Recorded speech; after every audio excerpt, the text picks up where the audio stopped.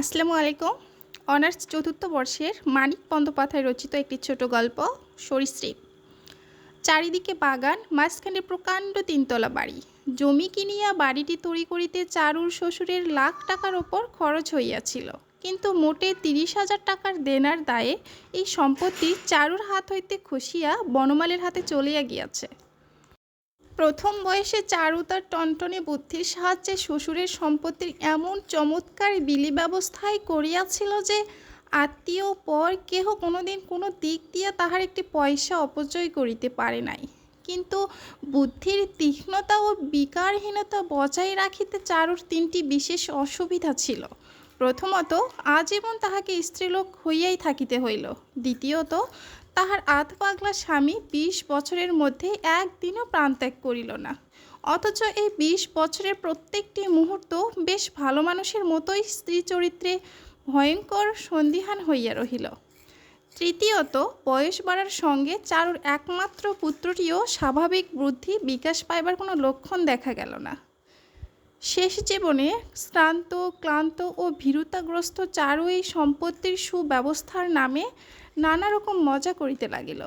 যেদিকে ক্ষতির সম্ভাবনা নাই সেদিকে সে তার অতি সাবধানের দৃষ্টিতে ব্যাপৃত রাখিল, আর যেদিকে সর্বনাশের পথ খোলা রহিল সেদিকটা লাভ করিল তাহার উদাসীনতা। যাই হোক, যাহাকে বিশ্বাস করার কথা তাহাকে সে করিল একান্তভাবে অবিশ্বাস, আর যাহাকে জেলে দিয়ে নিজেকেই বাঁচানোই ছিল উচিত তাহার মতো বিশ্বাসী লোক সংসারে সে আর দেখিতে পাইল না। ফলে চারুর যাহা রহিল তাহার নাম কিছুই না থাকা।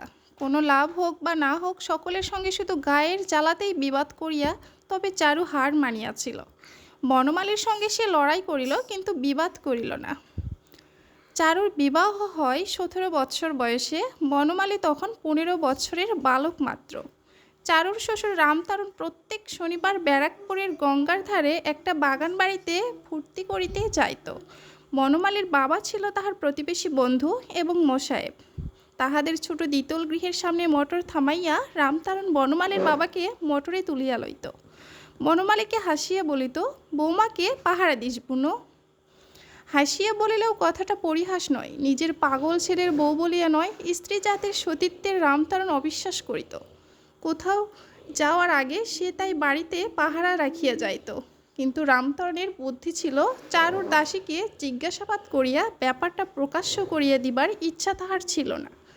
মোসাহেবের সরল ছেলেটাকে সে তাই বাড়িতে রাখিয়া যাইত এবং ফিরিয়া আসিয়া নানা কৌশলে নিজের অনুপস্থিতিতে চারুর গতিবিধির ইতিহাস জানিয়া লইত। বনমালীর বাবা সবই বুঝিত, কিন্তু কিছু বলিত না। হাসিত এবং কর্তব্যে অবহেলা করিয়া রামতারণের বাড়ি ছাড়িয়া মার জন্য মন কেমন করায় বনমালী নিজের বাড়ি চলিয়া আসিয়াছিল জানিতে পারিলে আচ্ছা করিয়া তাহার কান মলাইয়া দিত। চারু বুঝিত, কিন্তু অবুঝের মতো তাহার রাগটা বনমালীর উপরে গিয়া পড়িত না। বনমালীকে সে যত্ন করিয়া খাওয়াইত, সারাদিন তাহার সঙ্গে গল্প করিত এবং রাত্রে নিজের শোবার ঘরের পাশের ঘরখানায় তাহাকে বিছানা করিয়া দিয়া মাঝখানের দরজাটা খোলা রাখিয়া দিত। করিলে সভয়ে বলিত, চুপ চুপ, বাবার হুকুম। এবং রামতারণকে তাহার ছেলে এমনই জমের মতো ভয় করিত যে আর একটি কথাও সে বলিতে সাহস পাইত না, শিশুর মতো ঘুমিয়ে পড়িত। কয়েক বৎসর পরে রামতারণের মৃত্যুর পর ব্যবস্থা রহিত হইয়া গেল বটে, কিন্তু বনমালীর যাতায়াত বজায় রহিল। যাতায়াত সে কমাইয়া ফেলিল অনেক বয়সে, শহরের ভিতরে একটা বাড়ি করিয়া উঠিয়া যাইবার পর। আজ বিপদে পড়িয়া বনমালীকে অতিরিক্ত খাতির করিয়া কোনো সুবিধা আদায় করিবার চেষ্টার মধ্যে নানা কারণে চারুর যথেষ্ট লজ্জা ও অপমান ছিল। তবুও একদিন নিমন্ত্রণ করিয়া পাখা হাতে কাছে বসিয়া এমনই উত্তপ্ত সমাদরের সঙ্গেই বনমালীকে সে খাওয়াইতে বসাইয়াছিল যে তাহাতে পাষাণও গলিয়া জল হইয়া যায়। বলিল, ভগবান সুবুদ্ধি দিয়েছিলেন, তাই বাগানবাড়ি তোমার কাছে বাধা রাখবার কথা মনে হয়েছিল ভাই। আমার সর্বস্ব গেছে, যাক, কি আর করব, সবই মানুষের কপাল। মাথা গুজবার ঠাইটুকু যে রইল, এই আমাদের ঢের। বনমালী একবার মুখ তুলিয়া চাহিল মাত্র। চারুর মাথার চুলের কালিমা ফ্যাকাশে হইয়া আসিয়াছে, কেবল এইটুকু লক্ষ্য করিয়া আবার সে আহারে মন দিল। আসল ইঙ্গিত করা হইয়াছে, এইবার একটু মিঠা কথা বলা প্রয়োজন বোধ করিয়া চারু বলিল, নিরামিষ কপির ডালনা তোমার বোধ হয় ভালো লাগছে না ভাই। বেশ লাগছে। চারুর ছোট বোন পরি ১ মাসের ছেলে কোলের কাছে বসিয়াছিল। এতক্ষণ কথা বলতে না পারিয়া তাহার ভালো লাগছিল না। এইবার সুযোগ পাইয়া বলিল, এটাই কিন্তু আপনি ভদ্রতা করে বললেন বনমালী দাদা। ডাল না নিশ্চয় ভালো হয়নি। দিদিকে কত বললাম, আমি রাঁধি দিদি, আমি রাঁধি। দিদি কি কিছুতেই আমাকে রাঁধতে দিলে? চারু মনে মনে বিরক্ত হইয়া বলিল, না রেঁধেছিস বেশ করেছিস বাপু, ওইটুকু ছেলে নিয়ে রান্না করলে খেতে মানুষের ঘেন্না হতো না? পরি উত্তেজিত হইয়া বলিল, ঘেন্না হতো? আমার রান্না খেতে বনমালী দাদার ঘেন্না হতো? স্বয়ং বিধাতা এ কথা বললেও আমি বিশ্বাস করি না দিদি। চারু একটু হাসিয়া বলিল, আচ্ছা নে, না করিস না করিস, একটু চুপ কর, মানুষের সঙ্গে দুটো কথা বলতে দে। আমিও কথাই বলছি। চারু ক্রুব্ধ দৃষ্টিতে বোনের দিকে তাকাইল। ২০-২২ হাজার টাকা খরচ করিয়া সে যে তাহার বিবাহ দিয়াছিল, এমনই রাগের সময় সে কথাটা মনে পড়িয়া আজকাল চারুর মনের মধ্যে খচখচ করিয়া বেঁধে। পরীর ছেলে ঘুমাইয়া পড়িয়াছিল। দিদি উপস্থিত থাকিলে বনমালীর কাছে আমল পাওয়ার সুবিধা হইবে না টের পাইয়া ছেলেকে শোয়ানোর প্রয়োজনটা এতক্ষণে সে অনুভব করিল। উঠিয়া দাঁড়িয়ে বলিল, অমন করে তাকাচ্ছ কেন দিদি? মুখে কিছু লেগে আছে নাকি আমার? বলিয়া বনমালীর দিকে চাহিয়া একটু হাসিয়া সে চলে গেল। চারি বলিল, দেখলে ভাই, শুনলে মেয়ের কথাবার্তা, আমি যেন ওর ইয়ার। আর এই সেই দিনও কেঁদে কেঁদে আমাকে চিঠি লিখেছে, ও দিদি আমাকে সপাচেক টাকা পাঠিয়ে দিও দিদি। টাকার বেলা দিদি, অন্য সময় সে কেউ নয়। বনমালী বলিল, ছেলে মানুষ বোঝে না। বোঝে না? হু, কচি খুকি কিনা বোঝে না? বোঝে, সব সব বোঝে, ও এমনই করে। এ আমি টের পাই নে। দিদির যে আর টাকা নেই, দিদি যে হুট বলতে ৫০০ টাকা পাঠিয়ে দেয়নি। বনমালী কিছু বলিল না। চারু নিজের জ্বালা আর অভিমানে খানিকক্ষণ চুপ করিয়া রহিল। উহাদের স্তব্ধতা নিঃসম্পর্কীয়, কারণ আজ একজন পৌরা নারী এবং অপরজন মধ্যবয়সী পাটের দালাল। খানিক পরে চারু বলিল, যা বলেছিলাম, ভাগ্যে এই বাড়ি আর বাগান তোমার কাছে বাঁধা রাখার কথা মনে হয়েছিল। টাকা দেবার মেয়াদ পার হয়ে গেছে বলে তুমি অবশ্যই বাড়িটা নিয়ে নেবে না, কিন্তু আর কারো কাছে বাধা রাখলে কি সর্বনাশ হতো বলো তো? তা বই কি, বাগান বাড়ি পরের হাতে চলে যেত, কিন্তু আমার কাছে বাড়ি তো তুমি বাধা রাখনি চারুদি, বিক্রি করেছিলে। ওমা, সে কি, বাড়ি আমি বিক্রি করলাম কখন? বনমালী একটু হাসিয়া বলিল, দলিলের নকলটা এবার পড়ে দেখো। ৩০,০০০ টাকা নগদ, আর ওই টাকার ৫ বছরের সুদের দামে তুমি আমাকে বাড়ি বিক্রি করেছ। বরাবর সুদ দিয়ে এলে বলতে পারতে বাধা আছে। মুখ পাংশু হইয়া যাওয়াটা চারু সম্পূর্ণ নিবারণ করিতে পারিল না। কি বলিবে হঠাৎ সে ভাবিয়া পাইল না। শেষে বলিল, তুমি হাসছ তাই বলো। বনমালীর মুখের হাসি অনেক আগেই মুছিয়া গিয়েছিল, কিন্তু সে কিছু বলিল না। জীবনের একটা অভিজ্ঞতাকে বনমালী খুব দামি মনে করিয়া থাকে, তাহা এই যে বক্তব্য সহজে দুবার মুখ দিয়া বাহির করিতে নাই। পুনরুক্তি দিয়ে কথার দাম কমিয়া যায়। চারু আবার বলিল, আমি বলি কি, ৩০ হোক ৩২ হোক দেনা তো তোমার আমি শুধতে পারছি না। এ বাড়ি দিয়ে তুমিই বা করবে কি? তার চেয়ে বিক্রি করে ফেলে তোমার টাকাটা তুমি নিয়ে নাও, বাকিটা আমাকে দাও। তোমার ৩০,০০০ টাকা কেটে নিলে আমার যা থাকবে তাই দিয়ে দেশে একটা ছোটোখাটো বাড়ি তুলে বাস করি গে। জমি জায়গা যা আছে ২-৪ বিঘে, তার খাজনা পায় না, ফসল পায় না, নিজে থাকলে একটা ব্যবস্থা হবে। বনমালী খাওয়া বন্ধ করিল। আজকাল কোনো কিছুতেই সে বিস্ময় বোধ করে না। আকাশের একটা বজ্র পাখি হইয়া পাশ দিয়া উড়িয়াও গেল না, কিন্তু চারুর কথায় সে যেন অবাক হইয়া গিয়াছে, এমনই মুখের ভাব করিয়া বলিল, তুমি এবারে বিক্রি করতে চাও? খেলছে। চারু সভয়ে বলিল, কেন? তোমার টাকা তো তুমি পাবে। আমার টাকা চুলোই যাক। চারু আরও ভয় পাইয়া বলিল, রাগ করো না ভাই, মেয়ে মানুষ কিছুই তো বুঝি নে। বনমালী বলিল, ভুবনের বাড়ি বিক্রি করার পরামর্শ তোমাকে দিলে কে? ওসব দুর্বুদ্ধি করো না। সময়টা কি জানো চারুদি, আমারও তেমন সুবিধে যাচ্ছে না। তোমার এই বাড়িটা বন্ধক রেখে কিছু ধার পেয়েছি, একটু সামলে উঠলেই ছাড়িয়ে নেব। চারু রুদ্ধ নিঃশ্বাসে বলিল, তারপর? ভুবনের বাড়ি ভুবন ফিরে পাবে। গণনালী প্রায় রুদ্ধ করিয়া চারু বলিল, কিন্তু তোমার টাকা, তোমার 30,000 টাকা ভুবনের কাছে জমা থাকবে, এ কথা কেউ বিশ্বাস করে? নির্মলা সেই শোকে চারু কাঁদিয়া ফেলিল। বনমালী বলিল, কেঁদো না চারুদি, আমি কি তোমার পর? আগে তুমি আমাকে কত ভালোবাসতে। শুনিয়া চারুর কান্না থামিয়া গেল। বনমালী যদি পরিহাস করিয়া থাকে, বিশেষ করিয়া আগের কথা তুলিয়া পরিহাস করিয়া থাকে, তবে সত্যই আর কোনো আশা নাই। আমি যদি তোমার মনে কোনো দিন ব্যথা দিয়ে থাকি, যেন... বনমালী আবার খাওয়া বন্ধ করিল। তুমি আমার মনে ব্যথা দেবে কেন? চারু চুর বনিয়া গেল, যদির কথা বলছি। বনমালী একেই গম্ভীর, সে আরও গম্ভীর হইয়া বলিল, ভুবন কোথায় চারুদি? চারু নিঃশ্বাস ফেলিয়া ডাকিল, ও ভুবন, ভুবন, একবারটি এদিকে শুনে যা। ঘরের ভিতর হইতে ভুবন থুপ থুপ করিয়া পা ফেলিয়া আসিয়া দাঁড়াইল। সে আশ্চর্য মোটা, তাহার গলায় দুটি খাঁজ আছে, মনে হয় গালেও খাঁজ পড়িবে। বনমালী ভাবিল, এই ছেলেকে অত ভালোবাসে। চারু তো আশ্চর্য মেয়ে মানুষ। মাসখানেক পরে শ্বশুরবাড়ি চলিয়া গেল, বলিয়া গেল, আর আসবো না দিদি। আরও 1 মাস পরে বনমালী তার বুড়ো মা আশ্রিত দাস দাসী ও মোটরবহর লইয়া শহরের ভিতরের বাড়ি ছাড়িয়া চারুর শহরতলির বাড়িতে উঠিয়া আসিল। চারুর অনুমান করিতে কষ্ট হইল না যে বনমালীর অবস্থানটা সাময়িক হইবে না। পাংশু মুখে জিজ্ঞাসা করিল, ওখানে কি তোমার অসুবিধা হচ্ছিল ভাই? বনমালী বলিল, অসুবিধা হলে এতদিন বাস করিলাম কি করি চারুদি? সেজন্যে নয়, মনে করেছি বাড়িটা আগাগোড়া মেরামত করব, আর 2খানা খড় তুলব ছাদে। মাস তোমাকে এখানেই আশ্রয় নিতে এলাম। চারুকে বলিতে হইল, আহা, আসবে বই কি, সে কি কথা, বেশ করেছ। তারপর 2 মাসের মধ্যেও বনমালীর বাড়ি মেরামত আরম্ভ হইল না। ছাদে ঘর উঠিবার কোনো লক্ষণ দেখা গেল না। চারু গোপনে সংবাদ লইয়া জানিতে পারিল, নিজের বাড়ি বনমালী 210 টাকায় ভাড়া দিয়াছে।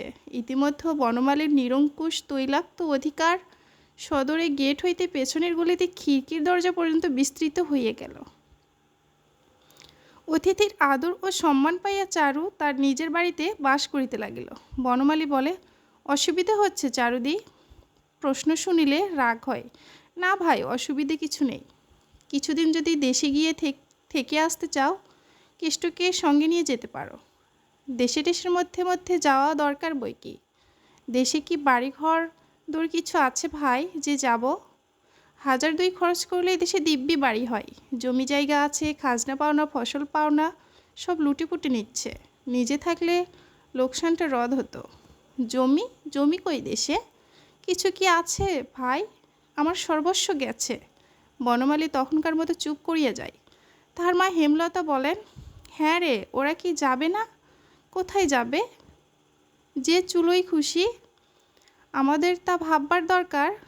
কদিন দেখ, তারপর নিজের পথ দেখে নিতে বলে দে। তাড়িয়ে দিতে পারবো না মা, ওসব আমার হাতে নেই। নিজে থেকে যাই তো যাবে, নইলে রইল। কয়েকদিন পর বনমালী আবার চারুকে বলে, শুনলাম তুমি নাকি তীর্থে যেতে চাও। আমার বলনি কেন চারুদি? আমি সব ব্যবস্থা করে দিতাম। তোমার ধর্মকর্মে আমি বাধা দেব কেন? বুদ্ধির ধার পড়িয়া গেলেও চারু এত বোকা হইয়া পড়ে নাই যে ভুবনকে লইয়া এ বাড়ি হইতে নড়িবে। বনমালীর দুর্বলতা সে জানে। বনমালী সোজাসুজি কাহারও প্রতি নিষ্ঠুরতা দেখাইতে পারে না। সামনে যে উপস্থিত থাকে তাহার মনে বেদনা দেওয়া বনমালীর সাধ্যাতীত।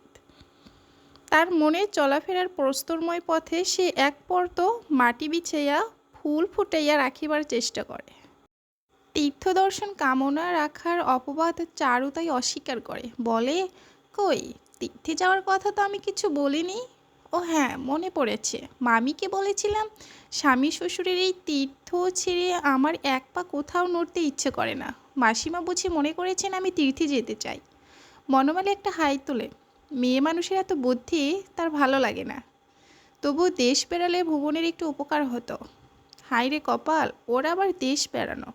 চারু কাদা কাটা করার উপক্রম করে। বনমালী আর কিছু না বলিয়া বাগানে পায়চারি করিতে যায়। ভাবে, কি আর হইবে, থাক, গ্রাম কি গ্রাম ঘাড়ে আসিয়া চাপিয়া বসিয়া আছে। চারু দিন ভাড়টা আর এমন কি গুরু। কাকড় বিছানো পথে ঠিক মাঝখান হইতে 2টি কচি সবুজ ঘাসের শীষ বাহির হইয়াছে দেখিয়া বনমালী থমকিয়া দাঁড়ায়। পকেট হইতে একটি টাকা বাহির করিয়া যমজ ভাইয়ের মতো তাদের দুটিকে সে চাপা দিয়ে দেয়। ভাবে, আগে চারুর যদি টাকা না থাকিত। তারপরে একদিন পরী বিধবা হইলে দিদির কাছে চলিয়া আসিল। ছেলেকে সাবধানে মাটিতে নামাইয়া রাখিয়া গড়াগড়ি দিয়া কাঁদিয়ে কাঁদিয়ে সে বলিতে লাগিল, দিদি গো, আমার কপাল পড়েছে গো। কে অভিশাপ দিয়েছে আমার এমন করলে গো? কে করলে? গলায় আঁচল জড়াইয়া পাক দিয়া চারু গলায় ফাঁস দিবার চেষ্টা করিতেছিল, কিন্তু হেমলতা ফাঁস খুলিয়া দেওয়ার চেষ্টায় সেই ত্যাগ করিল। খানিকক্ষণ মেঝেতে কপাল কুটিয়া হাত কামড়াইয়া চেঁচাইয়া এক বিষম কাণ্ড বাঁধাইয়া তুলিল ও ছুটিয়া নিজের ঘরে গিয়া দরাম করিয়া দরজা বন্ধ করিয়া দিল। গলায় সে যে আর ফাঁস দিতেছে না সেটা বেশ বোঝা গেল, কারণ বাহির হইতে ভগবানের কাছে তাহার একটানা আবেদন শোনা যাইতে লাগিল, আমায় নাও ভগবান, আমায় নাও।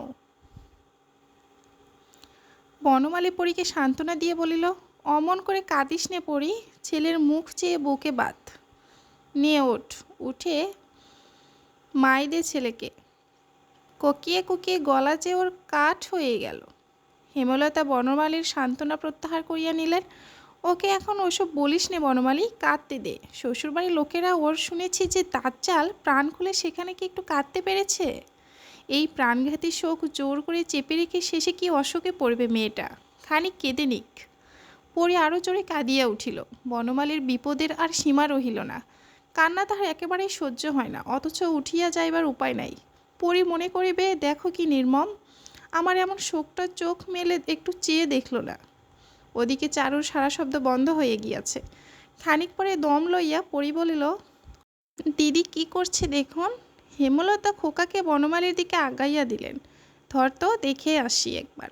বনমালী হাত বাড়াইল না। আমি দেখে আসছি, তুই এখানে বস। পরীর ছেলেকে নিজের ছেলের কোলে একরকম ফেলিয়া দিয়েই হেমলতা পালাইয়া গেলেন। খোকাকে সঙ্গে লইলে অল্পক্ষণের মধ্যেই তাহাকে আবার ফিরিয়া আসিতে হইত, সেই ইচ্ছা হেমলতার ছিল না। এসব তাহার ভালো লাগে না, সত্য বিধবার এই কান্নাকাটি। তাছাড়া কুপিত বায়ুর প্রকোপে সর্বত তাহার মনের মধ্যে আগুন জ্বলিতেছে। কোনো প্রকার উত্তেজিতা হওয়া কবিরাজের নিষেধ। পরের মেয়ে কপাল পোড়ার মাঝে শেষে কি তার তালু জ্বলিবে? চারুর ঘরের দরজা ঠেলিয়া বলিলেন, দরজা খোলো মা, দরজা খোলো। ওসব কি করতে আছে? মাথা ঠান্ডা রাখো। বলিয়া ওদিকের জানালায় সরিয়া গিয়া ঘরের ভিতরে তাকাইয়া তিনি অবাক হইয়া গেলেন। শরৎকালের ফাজিল মেঘের মতো চারুর শোক ইতিমধ্যে কোথায় চলিয়া গিয়াছে। ভুবনকে আদর করিয়া সে তাহার মাথায় মাখাইতেছে কবিরাজি তেল। হেমলতা চমকিয়া গেলে পরি উঠিয়া বসিল। বনমালীর কাছে একা একা কাঁদিতে তাহার লজ্জা করে। মুখ হইতে এলো চুল সরাইয়া সে ভগ্নস্বরে বলিল, খোকাকে দিন, হাতটা বোধ হয় ওর ভেঙেই গেল। খোকাকে তার মায়ের কোলে দিয়ে বনমালী বলিল, তোর ছেলেটা তো বেশ হয়েছে রে, থাক, আপনাকে আর ঠাট্টা করতে হবে না। বনমালীর দিকে পিছন করিয়া বসিয়া পড়ি খোকার মুখে মাই তুলিয়া দিল। এবার বনমালী উঠিয়া যাইতে পারে, যাওয়াই সঙ্গত, কিন্তু সে বসিয়াই রহিল। পরীর অস্তিত্ব সম্বন্ধে বনমালীর চেতনা কোনোদিন বিশেষভাবে উদ্বুদ্ধ ছিল না। সে তার কাছে চিরদিনই চারুর ছোট বোন। আজ বনমালী লক্ষ্য করিল যে বিধবার বেশ ধারণ করে পরীকে কম বয়সে চারুর মতো দেখাইতেছে। তার ব্যবহার, তার মনোবিকার, তার কথা বলিবার ভঙ্গি যেন চারুর যৌবনকাল হইতে নকল করা। কেবল চারুর চেয়ে সে স্পষ্ট এবং স্বচ্ছ। তোর ঘাড়ে কি লেগে আছে পরী? ঘাড়ে হাত বুলাইয়া পরী জবাব দিল, কি লেগে থাকবে? কিছু না। তুই পাউডার মেখেছিস? পরী জোরে নিঃশ্বাস লইয়া বলিল, মেখেছি তো, 100 বার মেখেছি। আপনি কেন আমায় কালো বলেন? পরীর বৈধব্যের আঘাতেই বোধহয় চারুর মাথা আর একটু খারাপ হইয়া গেল। 40 বছর বয়সেই তার চুলে এবার পাক ধরিল, কোমরে বাত দেখা দিল, আর পেটে হইল অম্বল। শোক আর অম্বলের মধ্যে কোনো কারণে তাহার বুক সর্বদা জ্বালা করিতেছে, সেটা আর সব সময় ঠিকমতো বুঝিবার উপায় রহিল না। হেমলতার কাছে সে কাঁদিয়া বলে, আমার মতো অবস্থা মাসিমা শত্রুরও যেন না হয়, দিনরাত ভগবানের কাছে এই কামনা জানাচ্ছি। কোনো দিকে কুল কিনারা নেই মাসিমা, আমি অকুলে ডুবেছি। হেমলতা বিরক্ত হন, মুখে বলেন, মাথা ঠান্ডা রাখো মা। কি করবে? মাথা ঠান্ডা রাখো। মাথা চারু ঠান্ডা রাখিতে পারে না। ভাবিয়া ভাবিয়া মাথা গরম করে। একটা পেটের ছেলের ভবিষ্যৎ ভাবিয়া যে আকুল হইয়া উঠিয়াছিল, ছেলে লইয়া কচি বোনটাও আসিয়া ঘাড়ে চাপিল। সে কোন দিক সামলাইবে? পরীকে সে জিজ্ঞাসা করিল, কিছু রেখে গেছে? না, কিচ্ছু না। পোস্ট অফিসে ব্যাংকে তোর নামে কিছুই রেখে যায়নি? কি রোজগার করতো যে রেখে যাবে দিদি? মাস গেলে হাত খরচের টাকার জন্য বাপের কাছে হাত পাততো, রেখে যাবে। আমি যা দিয়েছিলাম শ্বশুরের সিন্ধুকে ঢুকেছে, খাট পালং ছাড়া। চারু কপালে চোখ তুলিয়ে বলিল, তোর গহনাও দেয়নি নাকি? তোকে যে আমি 13-14 হাজার টাকার গহনা দিয়েছিলাম। কিচ্ছুটি আমাকে দেয়নি দিদি, সব আটকে রেখেছে। আঁচল থেকে চাবি কেড়ে নিয়ে বাক্স খুলে শ্বশুর নিজে সব বার করে নিল, খোকার গয়না পর্যন্ত। এমন চামার! তা আর 2 মাস তুই ধৈর্য ধরে থাকলে না কেন? কেমন করে আদায় করে নিতে হয় আমি দেখতাম। বড় খারাপ ব্যবহার করে দিদি, থাকতে ভালো লাগে না। চারু হঠাৎ রাগিয়ে উঠিল, থাকতে ভালো লাগে না? মেয়ে মানুষের অত ভালো লাগা মন্দ লাগে কি লো? যা, কালকেই ফিরে যা। তুই বুড়ো মরবার সময় খোকাকে তো কিছু দিয়ে যাবে।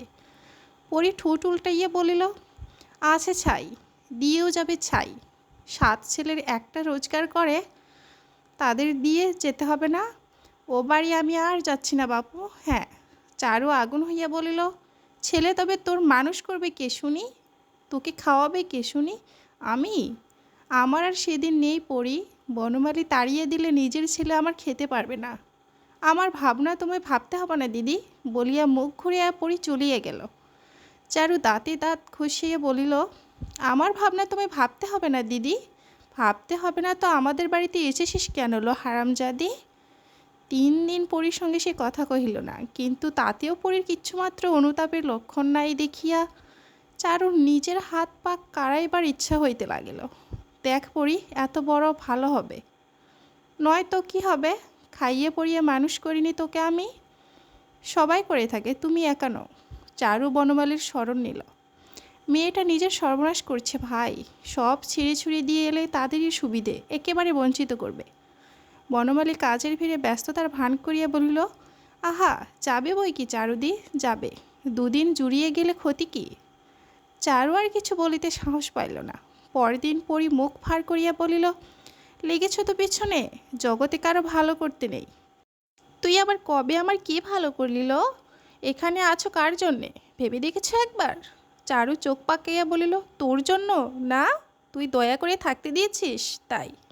চট করিয়া ঘুরিয়া দমদম পা ফেলিয়া পড়ি চলিয়া গেল। চারু নিজের ঘরে গিয়া দেয়ালকে শুনাইতে শুনাইতে বলিল, ওর জন্যে আমি আর কিচ্ছু করব না, করব না, করব না, করব না, এই 3 সত্যি করলাম, নারায়ণ সাক্ষী।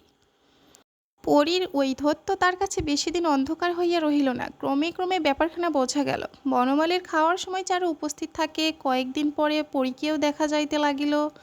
চারুর চেয়ে সে বনমালীর বেশি কাছ ঘেঁষিয়া বসে। চারুর হাতের পাখা অনেক আগেই দখল করিয়া রাখে।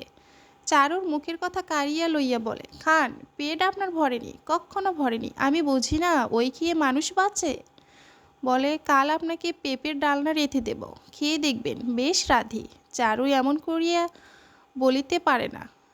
এমন স্নেহ সিঞ্চিত গাঢ় কণ্ঠে, এমন মনোহর আবতারের ভঙ্গিমায় অবাক হইয়া সে বোনের মুখের দিকে চাহিয়া থাকে। পরি বলে, হা করে তাকিয়ে কি দেখছো দিদি? দুধটা এনে দাও, খাওয়া যে হয়ে গেল, উঠে গেলে ভালো হবে। পরি যেন বনমালীর ছায়াটিকে বেদখল করিতে চাই। আশেপাশে কোথাও সে সর্বদা আছেই। বনমালীকে কখনো চুরুট খুঁজিতে হয় না, ওষুধ খাইতে ভুলিয়া যাইতে হয় না। দিনের মধ্যে 2-4 মিনিটের জন্য কারোর সঙ্গে হালকা কথা বলিবার স্বাদ জাগিলে কেমন করিয়া টের পাইয়া পড়ি আসিয়া দাঁড়ে বলে, স্নান করতে যাচ্ছিলাম, ভাবলাম দেখে যাই আপনি কি করছেন। রাত্রে বনমালী বিছানায় শুলে চুপি চুপি ঘরে আসে, বলে, কি চাই বলুন। বনমালী হাসি গোপন করিয়া বলে, পা কামড়াচ্ছে, কেষ্টকে ডেকে দিয়ে যা। আর কিচ্ছু চাই না। পরি বলে, কেষ্ট কেন, আমি কি পা টিপতে জানি নে? অবশ্য পা টেপে না, অত বোকা পরি নয়, কেষ্টকেই ডাকিয়ে দেয়, হুকুম দিয়ে যায়, যাবার সময়, আলো নিভিয়ে দিস কেষ্ট। ছেলের দিকে চাহিবার সময় পরির হয় না। ঝির কোলে পরির ছেলে প্রায় মাতৃস্তনের জন্য কাঁদিয়া কাঁদিয়া ঘুমাইয়া পড়ে। বনমালীর চারিদিকে পরি যে বৃত্ত রচনা করিয়া রাখে, তার পরিধির বাহিরে চারু পাক খাইয়া বেড়ায়, কোথাও প্রকাশের ফাঁক দেখিতে পায় না। ভাবে, কি মেয়ে বাবা, ও দেখেছে সর্বনাশ করে ছাড়বে। একদিন একটু বেশি রাত্রে খুব বাদল নামিয়াছে। খানিক বর্ষণের পর অবিরত বিদ্যুৎ চমকার বজ্রপাত আরম্ভ হইয়া গেল। প্রকৃতি সে এক মহামারী কাণ্ড। চারু ভাবিল, অন্য ঘরে একা একা পড়ি বড় ভয় পাইতেছে, উঠিয়া দরজা খুলিয়া সে বাহিরে আসিল। একটু খোঁজ খবর লইলে পরি খুশি হইবে। বনমালীকে ও যে এরকম বাঘ মানাইয়া আনিতেছে, ওকে একটু খুশি রাখা দরকার বইকি। নিশুতি রাত, বাড়িটা একবার প্রাণঘাতী আলোয় চমকাইয়া উঠিয়া অন্ধকারে আড়ষ্ট হইয়া যাইতেছে। চারু পা চালাইয়া বারান্দাটুকু পার হইয়া গেল, কি জানি একটা বজ্র যদি তাহার ঘাড়ে আসিয়া পড়ে। পরীর ঘরের দরজা ভেজানো ছিল, ঠেলিতে খুলিয়া গেল। ঘরের মধ্যে দুপা আগাইয়া চারু থমকিয়া দাঁড়াইয়া পড়িল। এ দৃশ্য তাহাকে দেখিতে হইবে, চারু তাহা কল্পনাও করে নাই। মেঘ গর্জনে পরি ভয় পাইবে এ আশঙ্কা কয়েক মিনিটের জন্যেও তাহার পোষণ করার প্রয়োজন ছিল না। পরি একা নয়, বনমালী বুকের কাছে, যদিও সে জড়সড় হইয়াই তাহার কথা শুনিতেছে, সেটা ভয়ে নয়। খোকার ছোট বিছানাটি মেঝেতে নামানো, বিছানা হইতে গড়াইয়া বনমালীর একপাটি জুতা দুহাতে বুকের কাছে আঁকড়াইয়া ধরিয়া খোকা শান্তভাবে ঘুমাইয়া আছে। পা হইতে মাথা অবধি চারু একটা তীব্র জ্বালা অনুভব করিল। একটা ভয়ানক চিৎকার করিয়া বিছানায় ঝাঁপাইয়া পরীকে আশ্রাইয়া কামড়াইয়া ক্ষত বিক্ষত করিয়া দেওয়ার চেষ্টা তার মনে হতে লাগল, গলা টিপিয়া তাহাকে একেবারে মারিবার জন্য। সে একটা অদম্য অস্থির প্রেরণা অনুভব করিতেছিল। কিন্তু সংসারের সব কাজ করা যায় না। কাকে সে কি বলিবে? এটা তাহার বোনের শয়ন ঘর, কিন্তু ঘরের মালিক বনমালী। বনমালীকে কিছুতে বলাই যায় না। পরীকে কিছু বলিলে বনমালী নিচে অপমানিত জ্ঞান করিবে।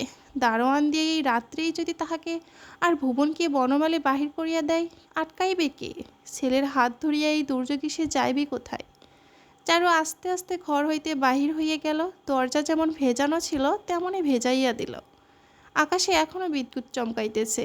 আকাশে এক প্রান্ত হইতে আরেক প্রান্ত পর্যন্ত চির খাওয়া বিদ্যুৎ। চারু ভাবিতে লাগিল, এ কি মহা বিস্ময়ের ব্যাপার যে পরী শেষ পর্যন্ত বনমালীকে জয় করিয়া ছাড়িল।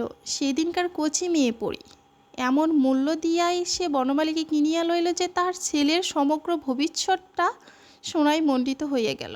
বনমালী এইবার সারা জীবন অনুতাপ করিবে, আর পরীর ছেলের পেছনে মণ্ডিত হইয়া গেল।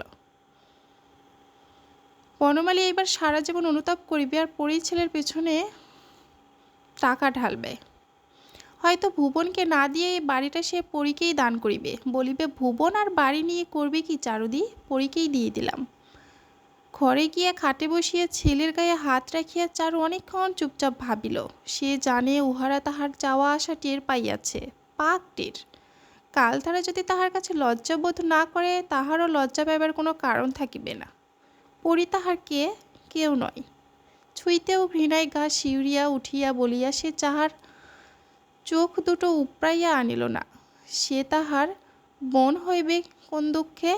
কপাল পুড়িয়া যাওয়ার 3 মাসের মধ্যে এমন কাজ যে করিতে পারে, বাড়ির ঝিয়েও চেয়েও সে পর।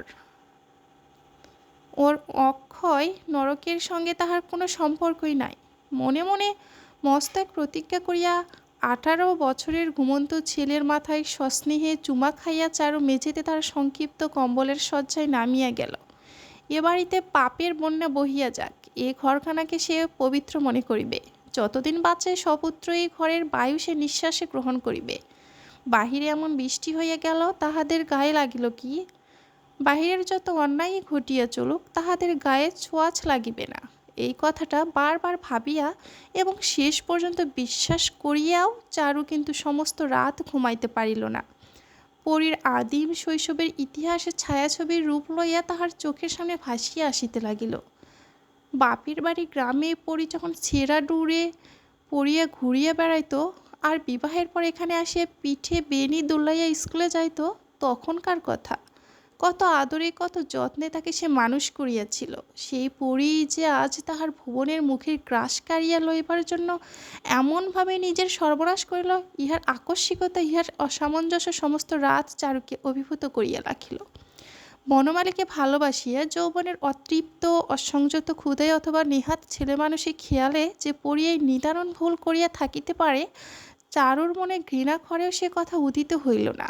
যাহার বিবাহ হইয়াছে, যে 3 বছর স্বামীর ঘর করিয়াছে, বিশেষ করিয়া যে তাহার বোন, তাহার মধ্য ওসব পাগলামি চারু কল্পনা করিতে পারে না। 40 বছরের জীবনে কাহারও মধ্যেই আভিজাত্যের চিহ্ন তো সে খুঁজিয়া পায় নাই। মতলব থাকে, যেদিকে যেভাবে মানুষ পা ফেলুক পিছনে মতলব থাকে। বনমালীর ৩৮ বছর হইয়াছে, টাকা ছাড়া আর কি আছে যে তার টানে মেয়ে মানুষ লক্ষ্যভ্রষ্ট হবে। মানুষটা একটু অদ্ভুত, একটু গম্ভীর।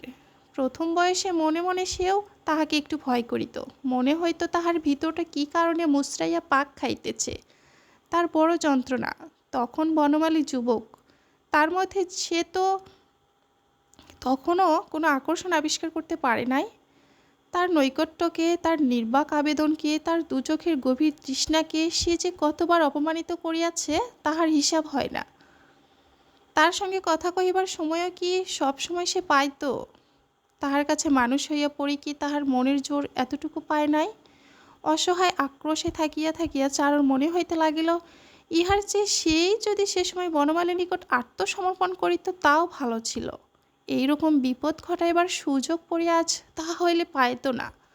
চারুর জীবনে অন্ধ আবেগের স্থান ছিল না। সমস্ত জীবন তাহাকে সংসারের এলোমেলো বিরুদ্ধ শক্তির সঙ্গে সংগ্রাম করিতে হইয়াছে। প্রথম জীবনে তাহার লড়াই ছিল অভাবের সঙ্গে আর গ্রামের ২-৩টি যুবকের স্বভাবের সঙ্গে। বিবাহের পর তাহার লড়াই শুরু হইয়াছিল ধনসম্পদের পলাতক প্রবৃত্তির সঙ্গে আর নিজেকে সামলাইয়া না চলার দুরন্ত ইচ্ছার সঙ্গে।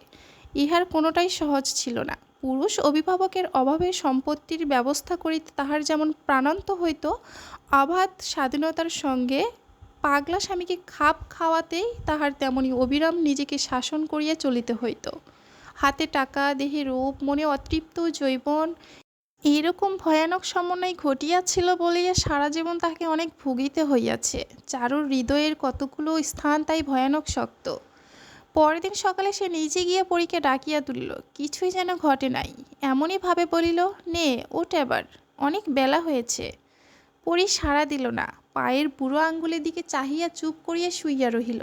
খোকাকে তুলিয়া লইয়া বাহিরে আসিয়া চারু হাঁপ ছাড়িল, কিন্তু তখনও আর একজন বাকি।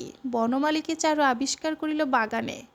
এক মুহূর্তের জন্য তার হৃদয় স্পন্দিত হইয়া উঠিল। এই বাগানে এক স্বপ্নধূসর সন্ধ্যায় বনমালী একরকম জোর করিয়াই একদিন তাকে প্রায় চুম্বন করিয়া বসিয়াছিল। সেদিন যদি সে বাধা না দিত। গাছের ডাল হইতে টপ টপ বৃষ্টি পড়িতেছিল। কতকগুলি ফুলের গাছ নষ্ট হইয়া গিয়াছে। চারু বলিল, কি বৃষ্টিটাই কাল হয়ে গেল। বনমালী বলিল, বেশ ঠান্ডা পড়েছে। হ্যাঁ, কদিন গরমে প্রাণটা গেছে। আমি আজ একবার তারকেশ্বরে যাব ভাই। বনমালী আচমকা বলিল, খেন্তির মা ২০০ টাকা চেয়েছে, মেয়েকে নিয়ে কাশি যেতে চাই, তুমি যাবে ওদের সঙ্গে? চারু মাথা নাড়িল। কাশি মাথায় থাক, তোমাদের ছেড়ে আমি কোথাও যেতে পারবো না ভাই। খেন্তির মার কি হুট বলতে, ও যেখানে খুশি যেতে পারে, আমরা পারি না। আমাদের মায়া মমতা আছে ২০ বছর ধরে যার সঙ্গে। চারু একটা নিঃশ্বাস ফেলিল। তারকেশ্বরে রওনা হওয়ার আগে চারু বলিয়া গেল, ভুবন ভুবন রইল ভাই, একটু দেখো। আর শোনো, কাল পরীর একাদশী। এই বয়সে ওর একাদশী করার কি দরকার? কে জানে কথা কি শুনবে মেয়ে। তোমাকে মানে ফল টল যদি খাওয়াইতে পারো একটু চেষ্টা করে দেখো ভাই। আগে চারুর সরকার প্রথমে গিয়ে একটা আস্ত বাড়ি ভাড়া করিয়া আসিত, তবে চারু তারকেশ্বর যাইত। এবার সে সোজাসুজি যাত্রী নিবাসে গিয়া উঠিল। প্রত্যেক দিন এই মানত করিয়া সে দেবতার কাছে পূজা দিল যে তার ফিরিয়া যাওয়ার আগেই পরী যেন কলেরা হইয়া মরিয়া যায়। পরীর যে আর বাঁচিয়া থাকার দরকার নেই, দেবতাকে এই কথাটা সে খুব ভালো করিয়াই বুঝাইয়া দিল। পরীর ছেলেকে সে মানুষ করিবে। তৃতীয় দিন মন্দিরে পূজা দিয়া যাত্রীনিবাসে ফিরিয়া চারু দেখিল একটি বউয়ের কলেরা হইয়াছে। তাকে বিদায় করিবার ষড়যন্ত্র আর পলায়নের যাত্রীদের কোলাহলে যাত্রীশালা সরগরম। সকালে বউটির সঙ্গে চারুর পরিচয় হইয়াছিল। স্বামীর অম্বলের অসুখের জন্য ছেলে মানুষ দেওরকে সঙ্গে লইয়াই মরিয়া হইয়া সে ধরনা দিতে আসিয়াছে। বউটির নাম কনক, বয়স অল্প, থুপথুপ করিয়া পা ফেলিয়া ওর চলার ভঙ্গি অনেকটা পরীর মতো। দেওর শিশুর দুধ খাইতে দিবে বলিয়া সকালে চারুর কাছে একটি পাথরের বাটি ধার করিতে আসিয়াছিল। ঘনিষ্ঠতা হইতে মিনিট 10 লাগিল বইকি। হ্যাঁ মাসিমা, কদিন থাকবেন আপনি? চারু হিসাব করিয়া বলিল, আজ নিয়ে হলো 3 দিন, আরও 5-6 দিন থাকবার ইচ্ছা আছে। এখন বাবা যা করেন। পরের কাছে পাগল ছেলে ফেলে এসেছি মা, থাকতে কি মন চাই, কিন্তু দেখি কটা দিন ছেলেটাকে কেমন যত্ন আত্তি করে। আমি চোখ বুঝলে ওদের কাছেই তো থাকতে হবে। বসো বাছা, এখানে পা গুটিয়েই বসো না। বিছানা একটু নোংরা হয়তো হবে।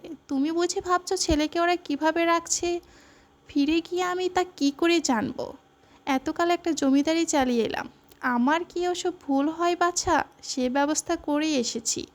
আমার পদ্মঝিকে দুটো টাকা দিয়ে এসেছি। চোখ দিয়ে সব দেখবে, কান দিয়ে সব শুনবে। ফিরে গেলে আমায় সব বলবে। এখানে আসিয়া চারু কথা বলিয়া বাঁচিয়াছে। বাড়িতে থাকিলে ভাষার একটু সংযম দরকার হয়। কে জানে কি গ্রাম্য মনে করিবে, বুড়ি মনে করিবে, কিন্তু যে যার হৃদয় চর্চা লইয়া থাকে। কনক বলিয়াছিল, আপনি তাহলে আছেন কদিন? আমার দেওরকে একটু দেখবেন মাসিমা। বাবার দয়া হতে 2 দিন লাগে কি 3 দিন লাগে ঠিক তো কিছু নেই। একা কি করে থাকবে এখানে ভেবে বড় ভাবনা হচ্ছিল। আপনি যখন রইলেন তখন অবশ্যই। আর কনক একটু হাসিয়াছিল। শিশুকে ডাকিয়া বলিয়াছিল, মাসিমাকে প্রণাম কর শিশু। কাল কনক ধরনা দিবে স্থির করিয়াছিল। এখন আজ তাদের এই বিপদ। ছেলে মানুষ শিশু একেবারে দিশেহারা হইয়া গিয়াছে। যে যা বলিতেছে তাই করিতে গিয়ে কিছুই সে করিতে পারিতেছে না। এদিকে যাত্রীবাসের কর্তা একটা গাড়ি ডাকাইয়া আনিতে ক্রমাগত বলিতেছে, যাও না হে ছোকরা, হাসপাতালে নিয়ে যাও না। সবাইকে মারবে নাকি? আচ্ছা বেয়াক্কেল লোক বাপু তুমি। কথাটা জানাজানি হবার আগে আমাকে একবার বলতে নেই। দেখুন, আপনারা কেউ যাবেন না। কোনো ভয় নেই, আমি বলছি কোনো ভয় নেই। রুগী হাসপাতালে পাঠিয়ে এখনই প্রত্যেক ঘরের চৌকাঠ থেকে চাল পর্যন্ত ডিসইনফেক্ট করে দিচ্ছি। আপনাদের যদি কিছু হয় তো আমায় বলবেন তখন। হলে আর তোমায় বলে কি হবে বাপু? এই ধরনের প্রশ্ন করিলে যাত্রী নিবাসের কর্তার চোখ লাল করিয়া একবার তার দিকে তাকাইতেছে, কিন্তু কোনো জবাব দিবার লক্ষণ দেখাইতেছে না। চারু ও সঙ্গের চাকরকে গাড়ি আনিতে পাঠাইয়া দিল। শিশু এতক্ষণ তাহাকে দেখিতে পায় নাই। এবার তাহার দিকে চোখ পড়ায় সে যেন অকূলে কুল পাইল। মাসিমা দেখুন না, এরা জোর করে হাসপাতালে পাঠিয়ে দিচ্ছে। আপনি একটু বলে দিন না। চারু বলিল, তা যাও না বাছা, হাসপাতালে নিয়ে যাও। এখানে কি চিকিৎসা পাচ্ছ? তারপর ভৎসনা করিয়া বলিল, এখনও একজন ডাক্তার ডাকনি? করেছ কি? ডাক্তার আনতে পাঠাও বাছা, আগে ডাক্তার আনতে পাঠাও, তারপর অন্য কথা। বলিয়া নিজের ঘরে ঢুকিয়া দরজা বন্ধ করিয়া দিল। বাহির হইল গাড়ি লইয়া। চাকর ফিরিয়া আসিল। শিশুকে ইশারায় কাছে ডাকিয়া বলিল, আমার পাথরের বাটিটা। বাটিটা বৌদি নোংরা করে ফেলেছে মাসিমা। চারু বিরক্ত হইয়া বলিল, কেন নোংরা করেছে? পরের জিনিস নিলে সাবধানে রাখতে হয় বাপু। আচ্ছা, যা করেছে বেশ করেছে, এবার বাটিটা এনে দাও। একটু দাঁড়ান, ধুয়ে দিচ্ছি। চারু অনাবশ্যক ক্রুদ্ধতার সঙ্গে বলিল, দাঁড়াবার আমার সময় নেই বাচ্চা। তোমার বাটি ধোয়ার জন্য গাড়ি ফেল করবো নাকি? যেমন আছে তেমনই দাও। শিশু আর কথা না কহিয়া বাটি আনিয়া দিল। চারু তার একখানা পরনের কাপড় মাটিতে বিছাইয়া বলিল, এইতে দাও। অনেক পর তো। কাপড়ে বাটিটা সন্তর্পণে জড়াইয়া পুটলি করিয়া চারু সেটা আলগোছে তুলিয়া লইল। নিজের জিনিস ফিরাইয়া লইয়া চোরের মতো কয়েকবার চারিদিকে চাহিয়া শিশুর হাতে 10 টাকার নোট গুজিয়া দিয়া সে পালাইয়া আসিল। বাড়ি ফিরিয়া ধুলা পায়ে সকলের আগে চারু পরীর হাতে পাথরের বাটিতে নির্মাল্য তুলিয়া দিল। বলিল, এক হাতে নয়, 2 হাতে ধর। ছেলের মা তুই, তোর তো সাহস কম নয়। কপালে ঠেকিয়া পরী খেয়ে ফেলল। দুটো ভাত দে দিদি। ভাত নয়, প্রসাদ খা। দাঁড়াইয়া দাঁড়াইয়া সে পরীর নির্মাল্য পান চাহিয়া দেখিল। তারপর বাটিটা লইয়া স্নানের ঘরে সাবান দিয়া সোডা দিয়া অনেকবার মাজিল।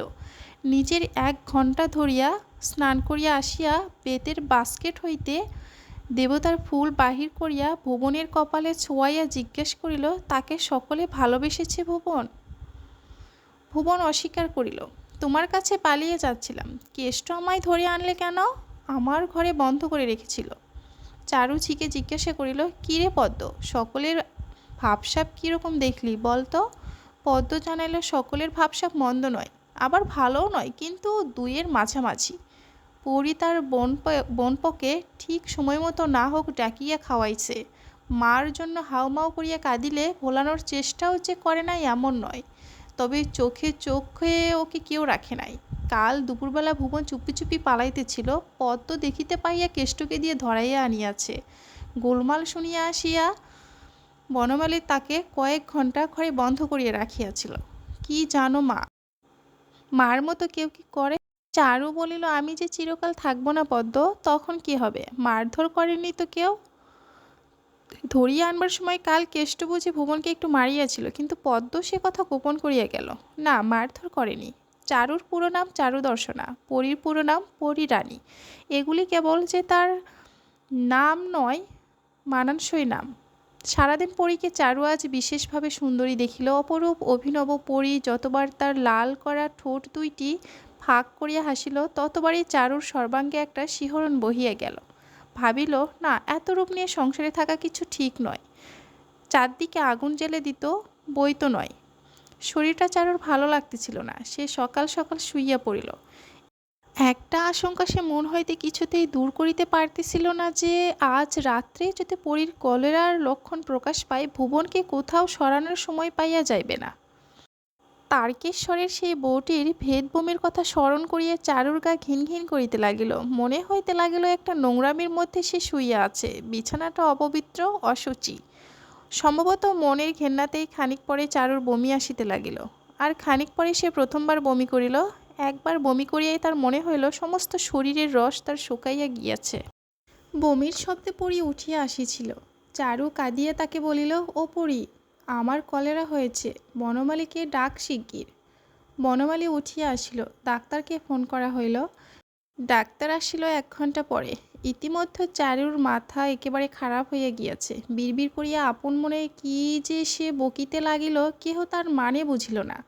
মানে বুঝুক আর না বুঝুক, বনমালী বারকত তাকে শুনাইয়া দিল যে ভুবনের জন্য তার কোনো ভয় নাই, ভুবনের ভার সে লইল। পরীর মনে হইল তাহারও কিছু বলা দরকার। ভুবনকে আমি চোখে চোখে রাখবো দিদি, চোখের আড়াল করব না কখনো। কিন্তু মরিয়া গেলেও তার চারু কি ইহার একটি কথা বিশ্বাস করে? 40টা বছর সংসারে বাস করিয়া মানুষের কাছে যে শিক্ষা পাইয়াছে, শুধু মৃত্যু কেন, যাহার বিধার তাহারও বোধ হয় ক্ষমতা নাই, সে শিক্ষা তাহাকে ভুলাইয়া দেয়। কদিন পরই খুব কাঁদিল। দিদি আমায় বড় ভালোবাসত, এই কথা বনমালীকে সে কতবার যে শোনাইল তাহার ইয়াত্তা নাই। বনমালী সভয়ে তাহাকে এড়াইয়া চলিতে লাগিল। তখন পরই সভয়ে কান্নাও বন্ধ করিল এবং সুরও বদলাইয়া ফেলিল। একদিনের তরে সুখ কাকে বলে জানিনি, তারপরও ওই তো ছেলে, গিয়েছে না বেঁচেছে? বনমালী বলিল, শরীরও ভেঙে গিয়েছিল। পরি বলিল, হ্যাঁ, অম্বলের অসুখটা হবার পর থেকে এরকম মরবার দাখিল হয়েছিল, অথচ একটু যত্ন হয়নি। না, নিলে তো কারণ যত্ন? তেমন মানুষই ছিল না দিদি। সকলের সেবাই করেছে প্রাণপণে, পরের জন্য খেটে প্রাণটা দিয়েছে। আর চোখে চাহিয়া আবার বলিল, বড় ঘা খেয়ে গেল, আমাদের একটু সাবধান হওয়া উচিত ছিল, কি বলো? হলে না কেন? পরি হাসিয়া বলিল, বাহ, বেশ, আমি হলাম মেয়ে মানুষ, আমাদের কি অত হিসেব থাকে? তুমি ঘরে এলে আমার বলে বিশ্ব ব্রহ্মাও ভুল হয়ে যায়, সাবধান থাকব। বনমালী বলিল, তাই নাকি? চারুর মৃত্যুর পর বনমালী দিনে অথবা রাত্রে কখনো পরীর ঘরে আসে নাই। দুর্ভাবনার পরীর আর সীমা ছিল না। চুলে সেদিন সে অল্প একটু তেল দিল। এলো চুলে একটু স্নিগ্ধ রুক্ষতায় ভালো মানায়। আয়নার সামনে দাঁড়াইয়া অনেকক্ষণ ভাবিবার পর বাটিতে পাতলা করিয়া আলতা গুলাইয়া লাগাইয়া সিল্কের রুমাল দিয়া মুছিয়া লইল। ছোট একটি পান সাজিয়া মুখ লইয়া একটু চিবাইয়া ফেলিয়া দিল। তারপর বনমালীর বেড়াইতে যাওয়ার সময় সামনে পড়িয়া একটু হাসিল। শোনো, কাছে সরে এসো, কানে কানে বলি, একটা ফিডিং বোতল এনো, আমি মরুভূমি হয়ে গেছি, আনবে তো? আনবো। পদ্মর কাছে খোকা ভারী কাঁদছে পড়ি, পদ্ম ওকে ইচ্ছে করে কাঁদাই, পদ্মর কাছে না দিলেই হয়, আমাকে সেজে গুজে ফিটফাট থাকতে না বললেই হয়। বনমালী তাহার গালে একটা টোকা দিল। না সাজলে তোকে ভালো দেখাই পড়ি। বনমালী চলিয়া গেলে পড়ি ছুটিয়া গিয়ে পদ্মচির কাছ হইতে খোকাকে ছিনাইয়া লইল। চোখ পাকাইয়া বলিল, তোকে না 500 বার বলেছি বাবুর ধারে কাছেও খোকাকে নিয়ে যাবি না। পদ্ম একগাল হাসিয়া বলিল, বাবু নিজে ডাকলে গো, বললে খোকাকে আনতো পদ্ম, ভয়ে মরি দিদিমণি। মরণ তোমার, ভয় আবার কিসের? তা যাই বলো, বাবুকে আমি বড্ড ডরাই বাপু, দেখলে বুকের মধ্যে টিপ টিপ করতে থাকে দিদিমণি। এই এতদূর থেকে বাবুকে আমি গড় করি। পরি হাসিয়া বলিল, আচ্ছা আচ্ছা, বেশ করিস, তারপর কি হলো বল? ভয়ে ভয়ে খোকাকে তো নিয়ে গেলাম, বাবু কোলে নিলে, আদর করলে, চুমু পর্যন্ত খেলে, তারপর বলে বেশ ছেলেটা। নারে পদ্ম, লজ্জায় মরি দিদিমণি। বনমালী বেড়াইয়া ফিরিলে পরি বলিল, আচ্ছা, পরের ছেলেকে তুমি এত ভালোবাসলে কি করে বলো তো? তোমার হিংসা হয় না? বনমালী হাসিয়া বলিল, না, দুদিনের জন্য এসেছে, ওকে আবার হিংসা করব কি? বরং তোর ছেলে বলেই ভালোবাসি। পরীর মুখ শুকাইয়া গেল। ও কি পরিণাম, সংক্ষিপ্ত ও সাংঘাতিক! আরও সে কি প্রত্যাহ তাহাকে মিথ্যা বলিয়াছে? বনমালীর সেই উগ্র আবেগময় ভালোবাসা এর মধ্যে উপিয়া গেল কি করিয়া? আজন্ম দেখিয়া আসিয়া আরশিতে নিজেকে তাহার প্রত্যহ নতুন মনে হয়। আপনার রূপ ও যৌবনের এক একটা অভিনব ভঙ্গিমা আজও সে প্রত্যহ আবিষ্কার করে, আর বনমালীর কাছে এর মধ্যে পুরনো হইয়া গেল। মাথায় না তুলিয়া বনমালী তাহাকে কোথাও নামাইয়া দিতে চায়। পরীর বুক দুরু দুরু করিতে লাগিল। তাহার পাপের সমান অংশীদার তখনও চোখের আড়ালে চলিয়া যায় নাই। তাকাইয়া দেখিয়া পরীর মনে হইল পদ্ধতি বড় মিথ্যা বলে নাই। বনমালীকে সেও কম ভয় করে না। অবস্থাকে অতিক্রম করিয়া যাওয়ার বনমালীর চিরদিনের স্বভাব। জীবনে কোনো স্তরেই একটা সংক্ষিপ্ত সময়ের জন্য ছাড়া তাহাকে নিজস্ব করিয়া রাখিতে পারে নাই। জীবনের বৈচিত্র্যগুলি বনমালী দ্রুত গতিতে সমগ্রভাবে আয়ত্ত করিয়া লয়। তাহার উপভোগ যেমন প্রখর তেমনই অধীর। স্থূল হোক বা সূক্ষ্ম হোক, জীবনের রস বস্তুকে সে তাড়াতাড়ি জীর্ণ করিয়া স্নান্ত হইয়া পড়ে। তাহাকে জব্দ করিয়াছিল চারু। চারু তার প্রথম বয়সে নেশা অদম্য, অবুঝ, বহুকাল স্থায়ী। যে বয়সে নারীদের সুলভতা সম্বন্ধে প্রথম জ্ঞান জন্মে, নারীর মনে দুর্বলতায় প্রথম হতাশা জাগে। চারুকে বনমালী সেই বয়সে দেহমন দিয়া চাহিয়াছিল। চারু রীতিমতো তাহাকে লইয়া খেলা করিত। ওষুধের ডোজে আশা দিয়ে তাহার প্রেমকে বাঁচাইয়া রাখিত এবং প্রাণপণে এই খেলার উন্মাদনা উপভোগ করত। বনমালীর একগ্রাসে পেট ভরানোর প্রবৃত্তি ক্ষুধাতুর বন্যজন্তুর মতো চারুর দুর্ভেদ্য সাবধানতা ঘেরিয়া পাক খাইয়া মরিত দিনের পর দিন, মাসের পর মাস। পরীর রূপ আছে, চারুর মতো প্রতিভা নাই। বনমালীর পাক খাওয়া মনকে সে একাভিমুখী করিয়া রাখিতে পারিল না। তাহার নদীতে হাঁটু ডুবাইয়া বনমালী পার হইয়া গেল, সে তাকে ভাসাইয়া লইয়া যাইতে পারিল না। পরী তাহার ঘরে সযত্নে শয্যা রচনা করিয়া রাখে, বালিশের নিচে জুঁই আর বেল ফুল সাজিয়া রাখিয়া দেয়। কিন্তু যাহার জন্য ফুলগুলি হাঁপাইয়া হাঁপাইয়া চাপা গন্ধ বিলায়, সে আসে না। সোজাসুজি নিমন্ত্রণ করিবার সাহস পরীর নাই। জানালায় বসিয়া সে শুধু কাঁদে। এখন প্রকৃত বর্ষাকাল, প্রতি রাত্রেই প্রায় বাদল নামে। গাঢ় ভেজা অন্ধকারের বীরবরবাসিনী নাগরকন্যার মতো পরী ফুলিয়া ফুলিয়া নিঃশ্বাস নেয়। খোকা কাঁদে, ককায়। তাহার গলা ভাঙিয়া আসে। শ্রান্ত হইয়া সে একসময় সেও ঘুমিয়া পড়ে। পরী সারা শব্দ দেয় না। খানিক পরে খোকার মুখের ওপর ঝাঁকিয়া মন্ত্র উচ্চারণের মতো বলিতে থাকে, শোধ নিস, শোধ নিস, তাতেই হবে, ছাড়বি কেন, শোধ নিস। তারপর অদম্য আক্রোশে খোকার দুই কাঁধ ধরিয়া সজোরে ঝাঁকি দিয়া চেঁচাইয়া ওঠে, কেন তুই এসেছিলি হারামজাদা? গভীর রাত্রে দরজা খুলিয়া সে বাহিরে চলিয়া যায়। প্যাসেজের আলো নিভাইয়া অন্ধকারে এ বারান্দা ও বারান্দা ঘুরিয়ে বেড়ায়। ঘরে ঘরে উকি দেয়। বনমালীর ঘরের দরজায় কান পাতিয়া দাঁড়াইয়া থাকে। একদিন নৈশ পর্যটনের সময় ভুবনের ঘরে উকি দিয়া সে দেখিতে পাইল বিছানায় উপুর হইয়া সে হাপুস নয়নে কাঁদিতেছে। দাঁড়াইয়া দাঁড়াইয়া দৃশ্যটা সে খানিকক্ষণ উপভোগ করিল। সে চিরদিনই দুঃখী, অন্যের দুঃখ দেখিলে সে আনন্দ পায়। তারপর পা টিপিয়া টিপিয়া গিয়া বনমালীকে ডাকিয়া তুলিল। ভুবন কীরকম করেছে দেখবে চলো। কীরকম করছে? কাঁদছে আর ছটফট করছে। অন্ধকারে পরী বনমালীর গা ঘেঁষিয়া আসিল। প্যাসেজের আলো নিভিয়াছে কে? আমি। বনমালী সুইচ টিপিয়া আলো জ্বালিল। পরী সসংকুচিত হইয়া বলিল, দেখো তো কী করলে, নিভিয়ে দাও। বনমালী তাহার আলো নিভানোর প্রয়োজনটা চাহিয়া দেখিল না। ঘরে যাও বলিয়া ভুবনের ঘরের দিকে আগাইয়া গেল। রোষে ক্ষোভে আত্মহারা পড়িয়া আলোকে লজ্জা দিয়ে আলোর নিচে দাঁড়াইয়া রহিল। বনমালীর পাশের ঘরখানা হেমলতার। তিনি দিনের বেলায় বিছানায় শুইয়া থাকেন বলিয়া রাত্রে বিছানায় শুইয়া আর ঘুমান না, ঝিমান। বারান্দায় কথা শুনিয়া তিনি বাহির হইয়া আসিলেন।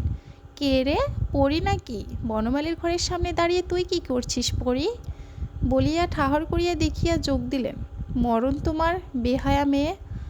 পরীর তখন যে কাজ করিয়া বসিল তাহার অর্থ উদ্দেশ্য পরিষ্কার। চট করিয়া বনমালীর ঘরে ঢুকিয়া সে দরাম করিয়া দরজাটা বন্ধ করিয়া দিল এবং স্তম্ভিতা হেমলতা নড়িবার শক্তি ফিরিয়া পাওয়ার আগেই বনমালীর একটা চাদর গায়ে চড়াইয়া তাহার পাশ কাটাইয়া ছুটিয়া নিজের ঘরে চলিয়া গেল। হেমলতা শূন্যকে সম্বোধন করিয়া বলিলেন, এ কি কাণ্ড মা, পরের দিনটা কোনোরূপে চুপ করিয়া থাকিয়া তার পরের দিন হেমলতা ছেলেকে অনুরোধ করিলেন, পরীকে পাঠিয়ে দে বনমালী। দেব, এখন থাক।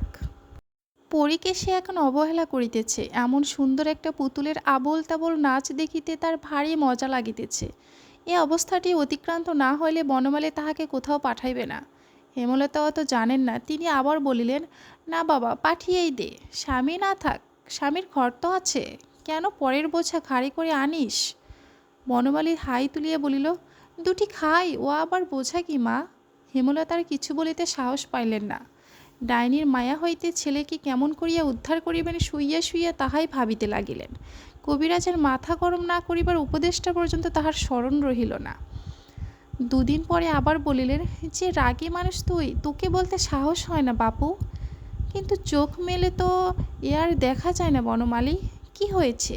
রাগের মাথায় কিছু করিয়ে বসবি না, বল। বনমালী হাসিয়া বলিল, না, আমার রাগ হবে না, বলো। হেমলতা গলা নিচু করিয়া বলিলেন, পরীর স্বভাব চরিত্র ভালো নয় বনমালী, মেয়ে মিটমিটে ডান। শ্রীধরের ভাইটা আসে জানিস, ওই যে রোগা লম্বা কোকড়া কোকড়া চুল। জানি, আমার চিঠি টাইপ করে। আমি নিজের চোখে দেখেছি বনমালী। দুপুরবেলা সেদিন চোরের মতো পরীর ঘর থেকে বেরিয়ে এদিক চেয়ে ওদিক চেয়ে নিচে নেমে গেল। কবে? পরশু। বনমালী হাসিয়ে বলিল, পরশু তো?